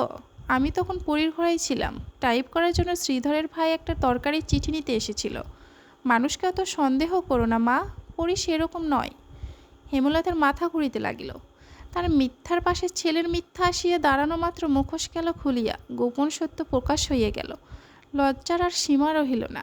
বনমালী চলিয়া গেলে তিনি ভাবিলেন, বাহাদুরি করিতে যাওয়ার এই শাস্তি। চুপচাপ থাকিলেই হইত। ৩৮ বছরের লাখপতি ছেলের ভালো করিতে যাওয়া কি তাহার সাজে? এদিকে বনমালীর স্বাভাবিক সংযত নির্মমতায় পরি পাগল হইয়া উঠিল। কেন এরকম হইল? বনমালীর অমন উদ্দাম কামনা তুবড়ির মতো জ্বলিয়া উঠিয়া এমন আকস্মাৎ কেমন করিয়া নিভিয়া গেল কিছুই সে বোঝে না। দিন রাত আগের অবস্থায় ফিরাইয়া আনিবার উপায় চিন্তা করে, ভাবে অভিমান করে গম্ভীর হয়ে থাকবো, যেন কিছুই হয়নি এমনভাবে হেসে খেলে দিন কাটাবো, আর কারো দিকে একটু ঝুঁকবো। একদিন রাত দুপুরে ঘরে গিয়ে পাগলের মতো ঝাঁপিয়ে পড়ব, পায়ে ধরে যে দোষী করে থাকি তার জন্য ক্ষমা চেয়ে নেব। এর মধ্যে শেষ কল্পনা দুটিকে সে কার্যে পরিণত করে, কিন্তু কিছুতেই কিছু হয় না। দিন দিন পরই শুকাইয়া যায়। ভুবনকে এখন বনমালী খুব ভালোবাসে, অন্তত তার ভাব দেখিয়া তাহাই মনে হয়। কেষ্টকে সে অন্য কোনো কাজ করিতে নিষেধ করিয়া দিয়েছে, ভুবনকে সর্বদা চোখে চোখে রাখিবে। খাওয়ার সময় বনমালী ভুবনকে কাছে খাইতে বসাই, প্রায় তাহাকে সঙ্গে লইয়া মোটর চাপিয়া বেড়াইতে যায়। অবসর সময়ে কাছে ডাকিয়া তাহার সঙ্গে কথা বলে, তাহাকে নানান বিষয় শিখাইবার চেষ্টা করে। তার বুদ্ধি জড়তা বিনষ্ট করবে এই তাহার ইচ্ছা। কাজের মতো একটা কাজ পাইয়া বনমালী ভারী সুখী। বলে ওকে চারু দিয়ে বোকা করে রেখেছিল, আসলে ও বোকা নয়। পরি তোষামত করিয়া বলে, আগে থাকতে তোমার হাতে পড়লে একদিন ও মানুষ হয়ে যেত, খোকাকেও তুমি মানুষ করে দিও। তারপর হাসিয়া যোগ দেয়, যেন মানুষ করবে না তাই বলে দিচ্ছি।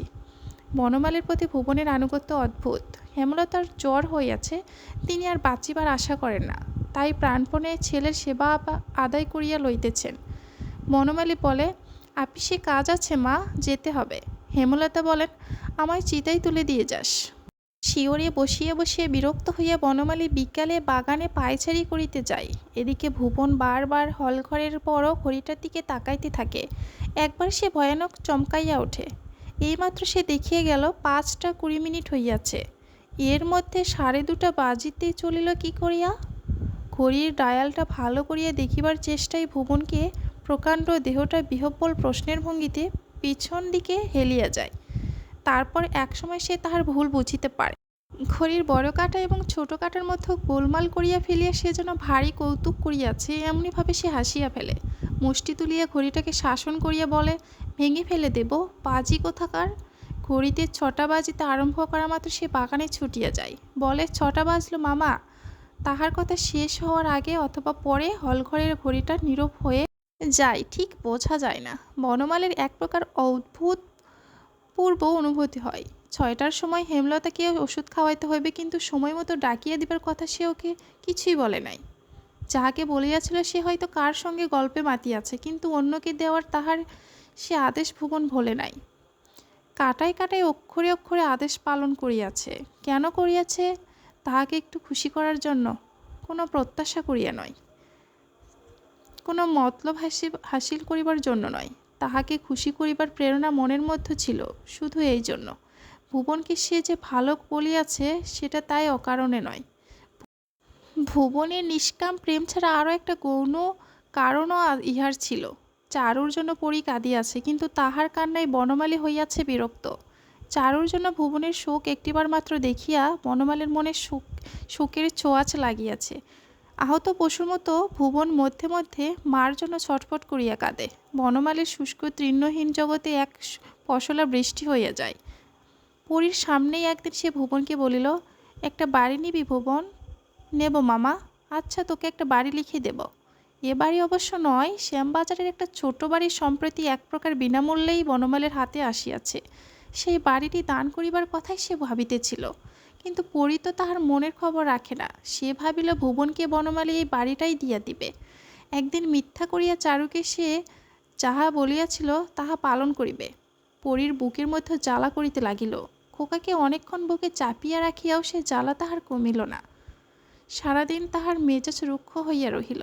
বনমালীর আশ্রিতাদের মধ্যে সকলের চেয়ে নিরীহ খেন্তির মাকে এমন অপমানই সে করিল যে গৃহপালিত কুক্কুরের মতো অপমান জ্ঞানহীনা সেই নারীটি কাঁদিয়া ফেলিল। তারপরে পদ্ধতির সঙ্গে পরীর কলহ হইয়া গেল। বিকেলে বিনা অপরাধে কেষ্টকে সে তাহার পায়ের ঘাসের চটি ছুঁড়িয়া মারিল, এবং পঞ্চমী তিথিতে একাদশী করিয়া গভীর রাত্রে উন্মত্ততার মতো বনমালীর রুদ্ধ দরজার সামনে মাথা কপাল কুটিয়া আসিয়া ঘুমন্ত ছেলেটাকে হ্যাঁচকা টানে কোলে তুলিয়া লইয়া কয়েক সেকেন্ডের জন্য তাহার কচি গলাটি সজোরে টিপিয়া ধরিল। গলা ছাড়িয়া দিবার পর কাশিতে কাশিতে খোকা বমি করিয়া ফেলিল। পরদিন দেখা গেল গলা তাহার লাল হইয়া আছে, এবং কাঁদিতে গিয়া সে শব্দ বাহির করিতে পারিতেছে না। পদ্ম ভয় পাইয়া বলিল, কি করে এমন হলো দিদিমণি? পরী ফিসফিস করিয়া বলিল, বাবুর কীর্তি পদ্ম। অন্ধকারে পদ্ম চোখ মিটমিট করিয়া বলিল, সেরে যাবে। আমি ভাবলাম পেলেগ। হুদো বেড়ালটার হয়েছিল দেখনি? দেখে আমি তো ঘেন্নায় মরি দিদিমণি। গলা জুড়ে এই ঘা, পুঁছে রক্ত। কয়েকদিন পর হেমলতার অসুখ হঠাৎ বাড়িয়া যাওয়ায় তাহাকে লইয়া বনমালী বিশেষ ব্যস্ত আছে। দুপুরবেলা পরী চুপি চুপি ভুবনকে বলিল, মার কাছে যাবি ভুবন? ভুবন উৎসুক হইয়া বলিল, যাব। এক কাজ কর তবে, জামা গায়ে চুপি চুপি খিড়কির দরজা দিয়ে বেরিয়ে গলিতে দাঁড়িয়ে থাকবি। যা, আমি যাচ্ছি। গাড়ি চাপিয়ে তোকে মার কাছে নিয়ে যাব। ভুবন তৎক্ষণাৎ জামা গায়ে দিল। মামাকে বলে যাই। তবেই তুমি গিয়েছ? মামা তোকে যেতে দেবে ভেবেছিস? ছাই দেবে।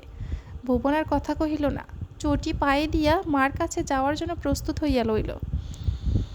পরী বলিল, কাউকে কিচ্ছু বলিসনি কিন্তু, খবরদার। বললে নিয়ে যাব না। যা, রাস্তায় দাঁড়াগে। ভুবনের 1 মিনিট পরে খোকাকে কোলে লইয়া খিড়কির দরজা দিয়া বাড়ির পিছন দিকে গলিতে নামিয়া গিয়া পরী দেখিল ভুবন তার প্রতীক্ষায় চঞ্চল হইয়া আছে। হাত ধরিয়া পরী তাহাকে হনহন করিয়া টানিয়া লইয়া চলিল। বড় রাস্তায় পরীটা ট্যাক্সি ধরিয়া হাজির করিল একেবারে হাওড়া স্টেশনে। দরজা হাতে অনেকগুলি নোট কাউন্টারের ওপাশে চালান করিয়া দিয়া বম্বে পর্যন্ত ফার্স্ট ক্লাসের একখানা টিকিট কিনিয়া গাড়ি ছাড়ার অল্প আগে পরী ভুবনকে বোম্বের মেলের একটি খালি ফার্স্ট ক্লাস কামরায় তুলিয়া দিল। যা যা বলেছি মনে আছে ভুবন? কাল বিকেলে ঠিক 6টার সময় যেখানে গাড়ি থামবে সেইখানেই নেমে যাবি। ভুবন বলিল, আমি ঘড়ি দেখতে জানি মাসি। পকেট হইতে 10 টাকা দামের ঘড়িটি বাহির করিয়া দেখাইয়া বলিল, মামা দিয়েছে। কটা বেজেছে জানো? 3টে বেজেছে। ঘড়ি দেখে কাল ঠিক 6টায় নেমে যাবি। গাড়ি না থামলেও লাফিয়ে নেমে যাবি। মার কাছে যাচ্ছিস কি না দেখিস, তোর কিচ্ছু হবে না। ভুবন বলিল, আচ্ছা। রেলের টিকিট দেখতে চাইলে দেখাবি, খিদে পেলে খাবার কিনে খাবি। টাকা ঠিক রেখেছিস? ওটা 5 টাকার নোট, জানিস তো। ভাঙ্গিয়ে কাল খাবার কিনিস। মা স্টেশনে আসবে মাসি, আসবে। ভুবনের মুখ হাসিতে ভরিয়া গেল। খোকাকে দাও না মাসি, একটু চুমু খাই। পরী খোকাকে বুকের মতো আঁকড়াইয়া ধরিল। না না, এক্ষুনি গাড়ি ছেড়ে দিবে। গলির মুখে ট্যাক্সি ছাড়িয়া দিয়া খিড়কির দরজা দিয়েই পরি বাড়ি ঢুকিল। তাকে অভ্যর্থনা করিল বনমালী স্বয়ং। ভুবনকে কোথায় রেখে এলে পরি? ভুবন? ভুবনের আমি কি জানি, বাড়ি নেই। বনমালী হাঁকিল, কেষ্ট এদিকে আয়। কেষ্ট ভয়ে আসাইয়া দাঁড়াইল। তোকে ছাড়িয়ে দিলাম কেষ্ট, মাইনে যা জমেছে পাবি না। পলা, দাঁড়িয়ে থাকলে পুলিশে দেব। কেষ্ট কাঁদো কাঁদো হইয়া বলিল, কেন বাবু? রাত দুপুরে তুই দোতলায় এসে দাঁড়িয়ে থাকিস বলে? আমার 10 টাকা চুরি গেছে। ঝি চাকর আশ্রিত আশ্রিতারা চারিদিকে ভিড় করিয়া দাঁড়াইয়া আছে। পরি বুকের মধ্যে ঢিপ ঢিপ করিতেছিল। অতি কষ্টে জিজ্ঞাসা করিল, ভুবন কোথায় গেছে কেষ্ট? পালিয়ে গেছে? কেষ্টর হইয়া জবাব দিল বনমালী, ও জানে না, তুই ঘরে যা পড়ি। দোতলায় যে ঘরখানায় সে এতদিন ছিল, বনমালী যে সে ঘরখানার কথা বলে নাই, ঘরে ঢুকিয়াই পড়ি তাহা টের পাইল। তার সমস্ত জিনিস অদৃশ্য হইয়াছে। ধোয়া মোছা শূন্য ঘরের মাঝখানে সে অবাক হইয়া দাঁড়াইয়া রহিল। বনমালী আসিয়া বলিল, এখানে থাকতে তোর অসুবিধা হচ্ছিল বলে তোকে নিচের একটা ঘর দিয়েছি পড়ি, খেন্তির মায়ের পাশের ঘর। নিচে ভাড়ারের পাশের এক সারিতে 7খানেক ঘর আছে। বনমালী যাদের খাইতে দেয় ওটা তাদের কলোনি অথবা বস্তি। খেন্তির পাশের ঘরখানা ওই সারিতেই। পরীর মুখ পানসু হইয়া গেল। ইতিমধ্যে শুধু সন্দেহের ওপর তার বিচার হইয়া শাস্তির ব্যবস্থা হইয়া গিয়াছে, এটা সে হঠাৎ ধারণা করিয়া উঠিতেই পারিল না। এ বাড়িতে যাদের স্থান ঝি চাকরেরও নিচে, বনমালী অনায়াসে তাকে তাদের দলে নামাইয়া দিল। সারাদিন ধরিয়া সে যে নিজের অনুপস্থিতিতে কৈফিয়ত রচনা করিয়াছে, সেটা একবারও শোনার দরকার মনে করিল না। সে কাঁদিয়া ফেলার উপক্রম করিয়া বলিল, আমি কি করেছি? তোমার গা ছুঁয়ে বলছি, কিন্তু গা সে ছুঁইবে কাহার? বনমালী আগাইয়া দিয়েছে, বিদায় লইয়াছে, পরীকে নিচে যাইতেই হইল। খেন্তি বলিল, কি গো, ওপর থেকে তাড়িয়ে দিলে? বড়লোকের মর্জি দিদি, কি করবে বলো? পরি বলিল, কি যে বলো তার ঠিক নেই, তাড়িয়ে আবার কে দেবে? আমি যেচে এসেছি। উপরে যেসব ম্লেচ্ছাচার বিধবা মানুষ আমি, আমার পোষালো না। খেন্তি বলিল, ভাবলে অবাক লাগে বোন, এ বাড়ি তো একদিন তোমার নিজের দিদির ছিল, আজ সে রানী, কাল সে দাসী। হায় রে কপাল! ছোট স্যাঁতস্যাঁতে অন্ধকার ঘরে ঢুকিয়া পড়ি কাঁদিয়া ফেলিল। খেন্তি পিছু পিছু আসিয়া বলিল, কাঁদছ কেন? সেরে যাবে। বলিয়া সে পরীর বিছানাতে বসিল। শোনো বলি, কলকাতার সে বাড়িতে আমি যখন কপাল পুড়িয়ে এলাম, পরী বাধা দিয়ে বলিল, থাক, তুমি যাও। শোনোই না, আমি যখন কপাল পুড়িয়ে এলাম, বাড়ির রাজা আমাকে বললে, নিজেই স্যাঁতস্যাঁতে তুই উপরেই থাক, তোর মার সহ্য হয়ে গেছে, কিছু হবে না, তোর অসুখ করবে। আমি। খেন্তির হঠাৎ খেয়াল হইল, পরী সখী নয়, ওকে শুনাইয়া বুক হালকা হইবে না। হঠাৎ গম্ভীর হইয়া ঢোক গিলিয়া সে বলিল, ব্যাপার বুঝে আমি রাজি হলাম না, নিচে মার কাছেই রইলাম। পরী শুইয়া পড়িল। আগাগোড়া চাদর মুড়ি দিয়া বলিল, আমার জ্বর আসছে, তুমি যাও ভাই। একদিন হেমলতা জিজ্ঞেস করিলেন, হ্যাঁ রে? হ্যাঁ রে, ভুবনের কোনো খোঁজ করলি না? বনমালী বলিল, আপদ গেছে যাক। ঠিক সেই সময় মাথার ওপর দিয়ে একটা এরোপ্লেন উড়িয়া যাইতেছিল। দেখিতে দেখিতে সেটা সুন্দরবনের ওপর পৌঁছিয়া গেল। মানুষের সঙ্গ ত্যাগ করিয়া বনের পশুরা সেখানে আশ্রয় লইয়াছে। ধন্যবাদ এতক্ষণ সাথে থাকার জন্য। আমার আলোচনাটি যদি আপনাদের ভালো লেগে থাকে, আমার চ্যানেলটি সাবস্ক্রাইব করবেন এবং পাশে থাকা বেল আইকনটি অন করে দিবেন।